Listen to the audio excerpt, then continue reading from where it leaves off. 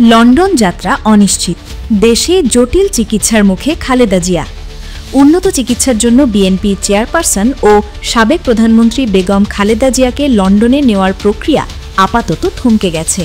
শারীরিক অবস্থার অবনতি হওয়ায় এই মুহূর্তে তাকে এয়ার অ্যাম্বুলেন্সে ভ্রমণ করানোর ঝুঁকি নিতে চাইছেন না চিকিৎসকরা।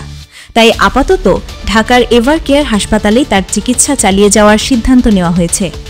সংশ্লিষ্ট দায়িত্বশীল সূত্র জানিয়েছে, বেগম জিয়ার হৃদযন্ত্রের সমস্যা এখন বেশ জটিল পর্যায়ে রয়েছে।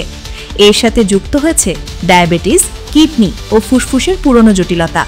নিয়মিত ডায়ালিসিস প্রয়োজন হওয়ায় তাকে দীর্ঘ ভ্রমণের ধকল থেকে দূরে রাখার পরামর্শ দিয়েছে মেডিকেল বোর্ড। পরিস্থিতি বিবেচনায় কাতার আমিরের পক্ষ থেকে যে এয়ার অ্যাম্বুলেন্সটি পাঠানোর কথা ছিল, সেই প্রক্রিয়াটিও সাময়িকভাবে স্থগিত করা হয়েছে। গত সোমবার পর্যন্ত তাকে বিদেশে স্থানান্তরের বিষয়ে দল বা পরিবারের পক্ষ থেকে নতুন কোনো তৎপরতা দেখা যায়নি।